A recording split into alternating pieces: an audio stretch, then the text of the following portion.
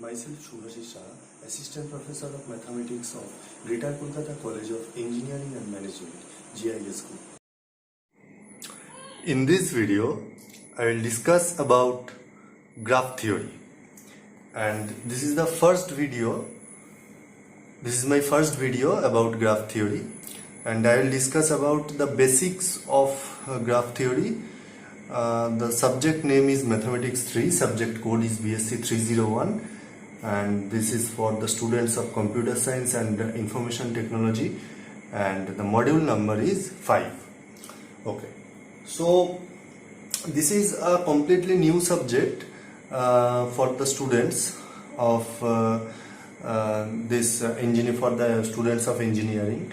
And graph theory, in this name, graph does not mean we have already studied graph from class 6 or 7, that is x-axis, y-axis, coordinate. Okay, so these all of these are not included in graph. This graph is completely a different thing, and we will study this. Okay, so what is the new thing in this graph, and what is graph, the definition of graph? Okay, first I will tell you what is the definition of graph. So, definition of graph. Before that, I will tell you this subject is very interesting and it has a huge application in the engineering, in the field of engineering, especially in computer science and information technology.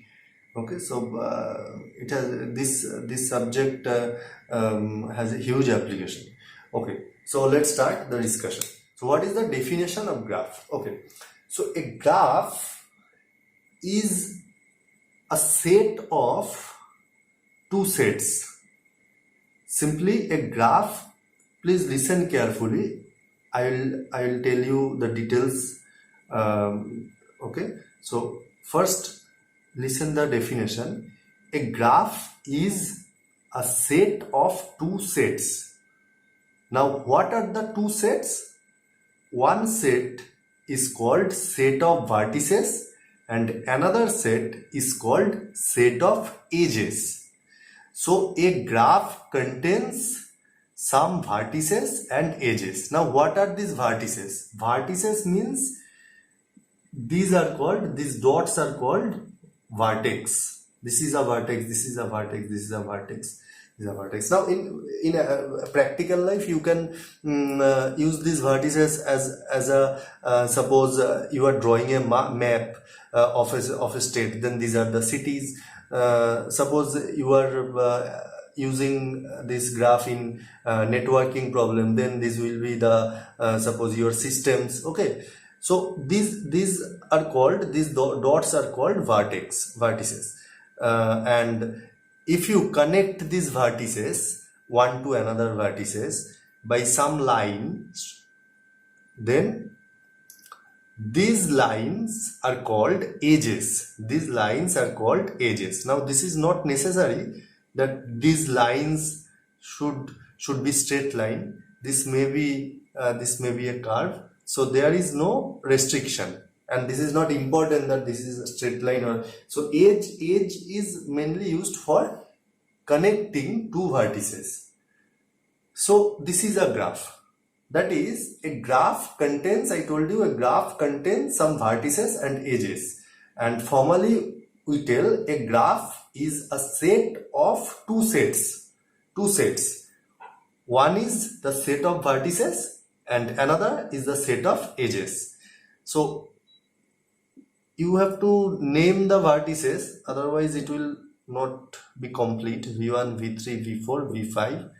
Okay, and you can name the edges as E1, E2, E3, E4, E5. Okay, so there are 5 vertices, 5 edges, and there is also no restriction regarding the number of vertices and number of edges. There may be so you can draw any finite number of vertices and finite number of edges in a graph. So we denote the set of vertices by VG. VG denotes the set of vertices. So here VG contains V1, V2, V3, V4 and V5, 5 vertices, and we denote the set of edges by EG, and EG here contains E1, E2, E3, E4 and E5. Okay, and we name this graph as G. So G is the set of two sets, that is VG and EG. So now in a graph, it may happen that the edge set is an empty set. That is, there is no edge in a graph. Then we call that graph a null graph. Null graph. Null graph means if the edge set is empty, if EG is equal to phi, that is empty set, then that graph will be called a null graph. Okay. Now you can say that if VG is empty, so it is impossible. So VG can't be empty. So for forming a graph, you need at least one vertex, otherwise it will not be a graph. So to draw a graph or to represent a graph, you need at least one vertex. If you have no vertex, then you can't represent a graph. So for forming a graph, you need at least one vertex. That is, VG can't be empty, but EG may be empty. That is, edge set may be empty. That is, there will be no edge. Then that graph is called null graph. Okay. So null graph will look like, suppose this is a graph, V1, V2, V3. So this is a graph, there is no edge.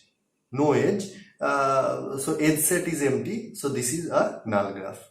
And this is also another type of graph. I will tell you later when I continue this discussion. Okay. So first I told you the definition of graph, then I told you what is null graph. And remember that VG is never empty in a graph.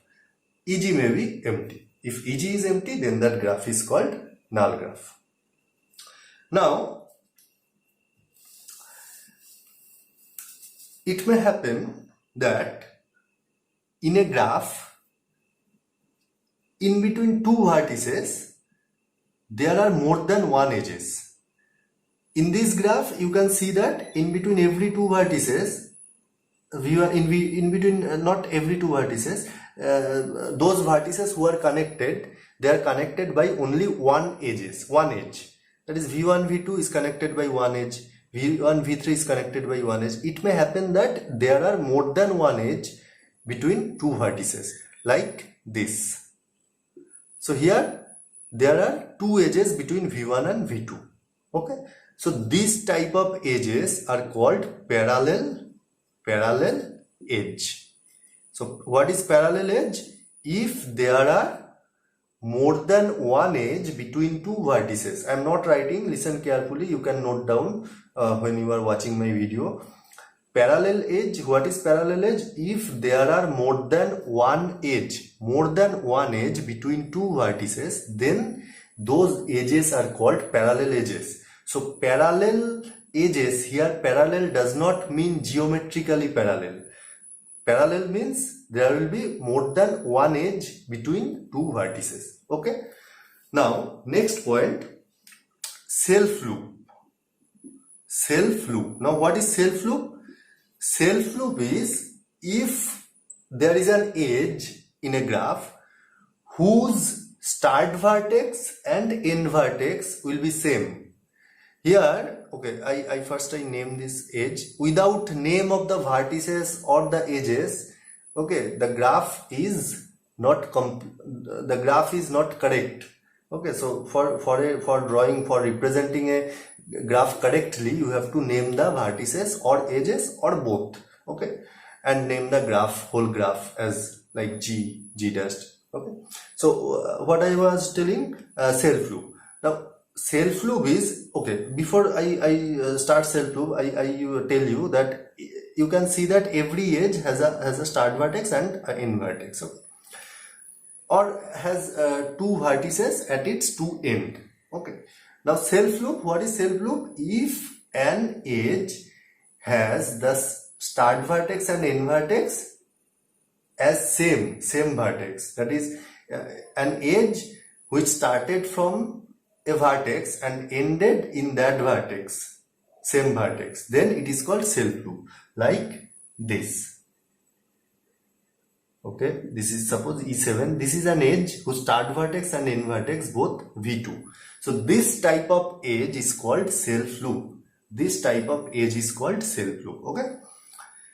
So I think it is clear what is parallel edge and self loop. Okay. Now next point is simple graph. Simple graph. So what is simple graph? A graph is called simple graph if it contains no parallel edge, no self loop. No parallel edge, no self loop. Then that graph is called simple graph. Okay. So in maximum cases, when we continue studying about graph theory, our maximum theory, maximum calculation, maximum we will continue our study in most of the cases about simple graph, because if the graph is not simple, that is non-simple graph, has no application in our practical life. Like what? Suppose this is a map of a state. Okay, this is a map of a state, and these are the cities, these are the road or connecting road from one city to another city. Now you see that if V1 is Kolkata and V2 is Delhi, from Kolkata to Delhi there are two direct road or direct path. Okay, I am not using the word path because in graph theory path has another definition. Suppose there are two direct road, in between there is no city. Okay, so there is no application of two roads between two cities. One road is enough for communicating. So parallel edge has no application in our practical life. And similar in self loop, a road which has started from a city and ended in that city. Okay, so this road has no, this road is not useful. Okay, so parallel edge and self loop is not useful in our practical life. So we deal with, in maximum cases, we deal with simple graph. Maximum theory, in most of the cases we will study about simple graph. Okay, so what is simple graph? I repeat, if a graph does not contain any parallel edge and self loop, then that graph is called a simple graph. Okay, so next point is degree of a vertex. Degree of a vertex. So what is degree of a vertex? Degree of a vertex means number of edges adjacent to a vertex is called the degree of that vertex. Number of edges, that is, suppose we denote a degree of a vertex by d of vi. This is the notation. Here we will find d of v1, degree of v1. So see, d of v1, I told you that number of edges adjacent with that vertex, that is 1, 2, 3. So 3 edges are adjacent to v1, so degree of v1 will be 3. Okay, what will be degree of v2? Degree of v2 will be 1, 2, 3, 4, 5. So in case of self loop, you have to count that edge twice, because, okay, I am telling you the reason. First you see that degree of v2 is 5, 1, 2, 3, 4, 5. We have counted this self loop twice. Why we are counting self loop twice? Because see, every edge is counted twice, as when we are calculating the degrees of all the vertices. Suppose when we are calculating the degree of v3, 1, 2 is the degree of v3. When you calculate the degree of v4, 1, 2, 3. Now see that this this edge is counted twice. So similarly, every edge will be counted twice because every edge has a start vertex and a end vertex. So in case of self loop, you have to count that self loop, the edge of the self loop twice, because V2 is the starting vertex as well as the end vertex of the self loop. Okay, so I give you another example. Degree of V4, 1, 2, 3. So degree of V4 will be 3. So in this way you can calculate the degree of the vertices. What is the degree? Degree is the number of edges adjacent to a vertex. Okay, clear? Next point, pendant vertex. Pendant vertex. What is pendant vertex? Pendant vertex is a vertex whose degree is 1. If degree of a vertex is 1, then that vertex Vi is called a pendant vertex. So here in this graph, V5 is the pendant vertex because the degree of V5 is 1. Okay, so pendant vertex is a vertex whose degree is 1. Clear? Here V5 is the pendant vertex. Next, isolated vertex. Isolated vertex. So what is isolated vertex?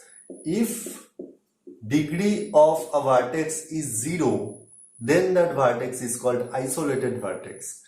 If degree is 0, then that vertex is called isolated vertex. Here there is no isolated vertex. I am adding a vertex which will be isolated. Here already there are V5 up to 5 vertices. Now I am drawing another vertex V6. So here V6 is the isolated vertex because degree of V6 is 0. Okay. So what is isolated vertex? If degree of the vertex is 0, then that vertex is called isolated vertex. Next point, regular graph. Regular graph. So what is regular graph? If degree of all the vertices are same in a graph, then that is called regular graph. Degree of all the vertices are same in a graph. That is, suppose take this graph V1, V2, V3, V4, and the name of this graph is G. Now see that degree of V1 is 1, 2. Degree of V2 is 2, degree of V3 is 2, degree of V4 is 2. So degree of all the vertices, is 2. So this graph is a regular graph, and this graph will be called 2 regular because all the degrees are 2. So in a regular graph, all the degrees of the vertices are same, equal. Clear? What is regular graph? So next, come to the next point, null graph. Okay, sorry, I have discussed about null graph. What is null graph? Okay, next point. Okay, I am deleting this.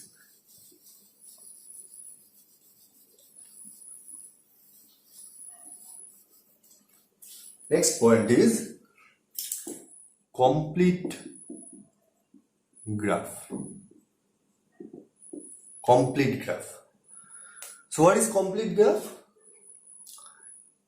A graph is said to be complete if every pair of vertices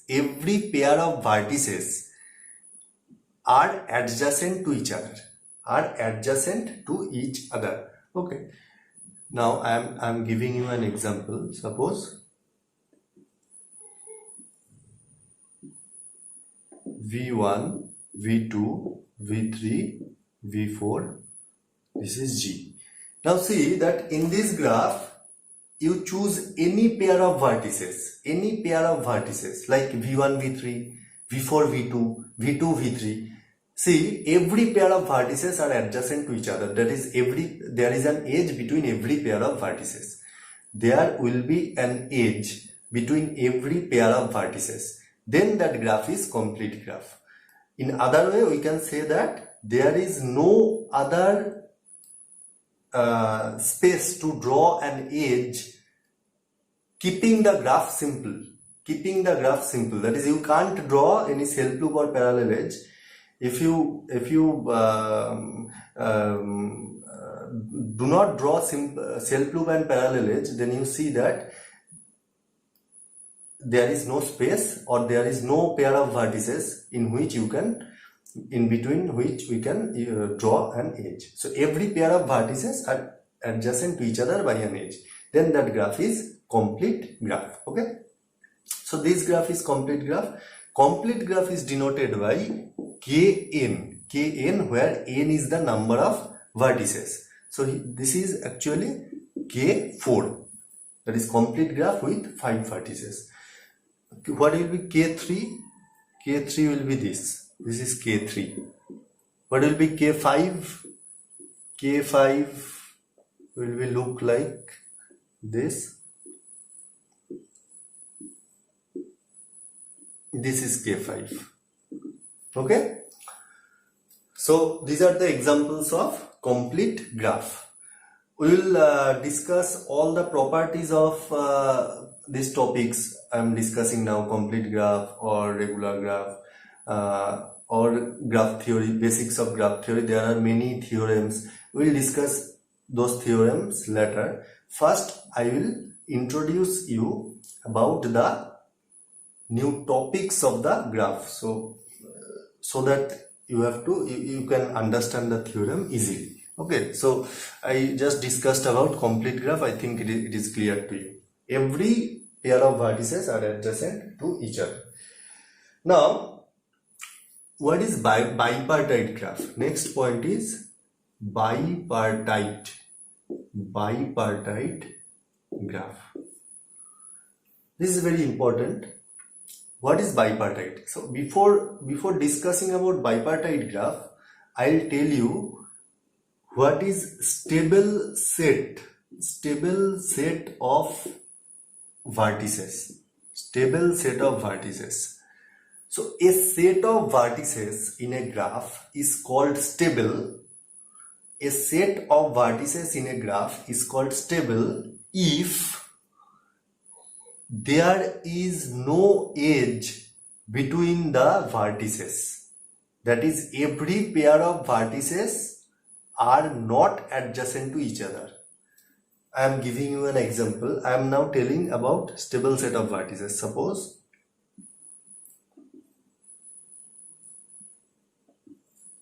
V1, V2, V3, V4, V5. Now, the set of vertices is V1, where there are 5 vertices in this graph. G has a set of vertices with 5 vertices. Now I am choosing a subset of vertices, that is V1, V5 and V3.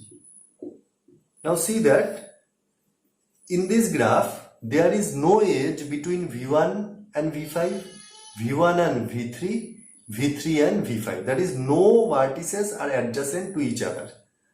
That is, there is no edge between this pair of vertices. First you see that all pair of vertices, there will be no edge. So this type of sets are called stable set of vertices. Now I will tell what is bipartite graph. So a graph will be bipartite. A graph will be bipartite if the set of the vertices of that graph, that is VG, set of the vertices of that graph, can be divided into 2 stable sets. The whole VG, whole set of vertices, can be divided into 2 stable sets, disjoint stable sets, obviously disjoint stable sets, such that union of VG1 and union of VG2 gives you the whole set of vertices. They are disjoint. They must be disjoint sets. Okay. So I am giving you the example. So suppose V1, V2, V3, V4, V5.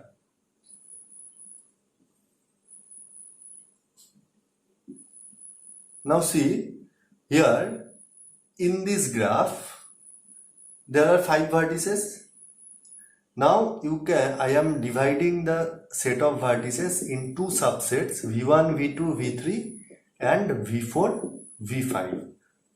Now first see that these 2 sets are stable sets, because this is stable because there is no edge between V1, V2, V3, and V4, V5 is stable because there is no edge in V4 and V5. So these are 2 stable sets, and if you they are 2 disjoint sets, there is no common vertices. If you union them, then you will get the whole set of vertices. So the set of vertices has been divided into 2 stable sets like this, and there should be edges between the stable sets, that is from one stable set to another stable set, and there will be no edge between the stable sets. So this type of graph is called bipartite. So bipartite means, bi means so divided in 2 parts. So this graph is like divided into 2 parts. One part is V1, V2, V3, another part is V4, V5, and there are edges between the 2 stable sets. This type of graphs are called bipartite graph. Okay. Now next topic is complete bipartite graph. Complete bipartite graph.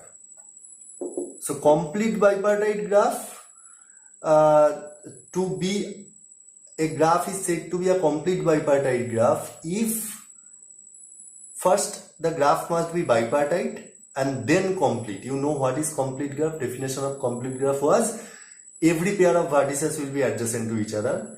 But since this graph is bipartite graph, first bipartite then complete graph, so every possible edges must be there in between the 2 stable sets. Then the graph is called complete bipartite. That is, here you can see that you can draw more edges between the 2 stable sets like V3, V5, okay, and V3, V5 and V3, V1. V3, V5, V3, V1, V1, V5. So these edges, if you draw these edges, this graph remains bipartite. So, but not complete, but that is all the edges between the 2 stable sets has not been drawn. If you draw all the edges between the 2 stable sets, then that graph will be complete bipartite graph. Now I will make this graph complete bipartite. V5, V3, V1, V5. Now this graph is complete bipartite graph. Now see that every edges has been drawn between the 2 stable sets.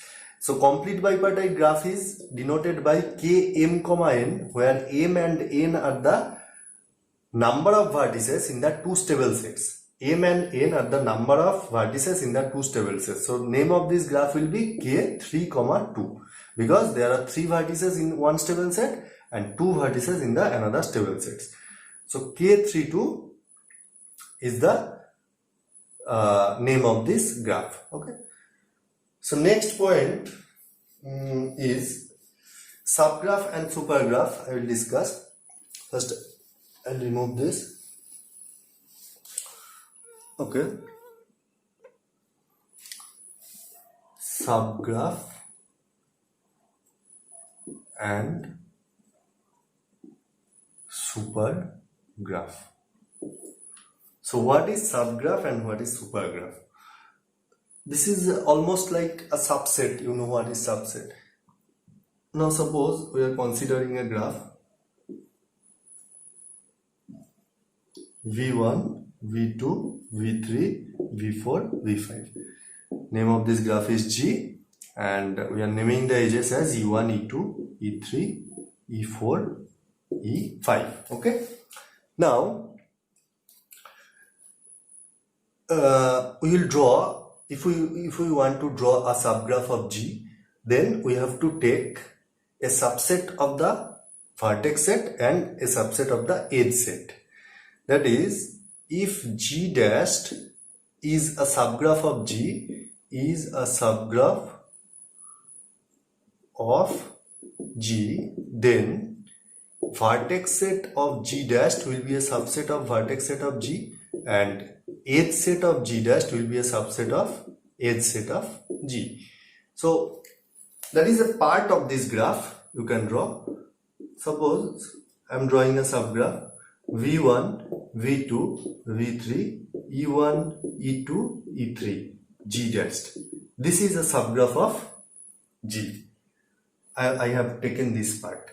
So V1, V2, V3 is a subset of the vertex set of G, and E1, E2, E3 is the subset of edge set of G. Okay, and as I told that G dashed is the subgraph of G, so G will be the supergraph of G dashed. G will be the supergraph of G dashed. So next I will discuss about spanning subgraph, and this is very important. Okay, this is very important. Spanning subgraph. Spanning subgraph. So you know what is subgraph? I just told you. Spanning subgraph is, there is another condition, that vertex set of G dashed, vertex set, if G dashed is a spanning subgraph of G, then vertex set of G dashed can't be a proper subset of Vg. It will be equal to Vg. That is, vertex set will be equal, but edge set may be the subset, proper subset. So vertex set is equal means you have to take all the V1, V2, V3, V4, take all the vertices V5, V2, V3. So you have to take all the vertices. Vertex set must be same, and edge set you can draw some edges from G, or you can draw the all the edges. That so a graph is a subgraph of itself, as well as a graph is a spanning subgraph of itself. So we are not considering the same graph. I am drawing a proper spanning subgraph like this, and this. This is a spanning subgraph of G. Why this is a spanning subgraph? Because there is the vertex set is same. The vertex set is same. Then therefore this graph is a spanning subgraph, and the edge set is a subset of the edge set of main graph. Okay, so this was the definition of spanning graph. So that was in this video. I will not discuss any more. In the next video I will continue this discussion about graph theory, and many topics are remaining. So you first study. You first watch this video, and if you have any query about these definitions, properties I told you, you can contact with me. My contact details is given in my in the first slide of this video. But remember that this video will continue in my next video, and many topics are remaining. Okay, so thank you.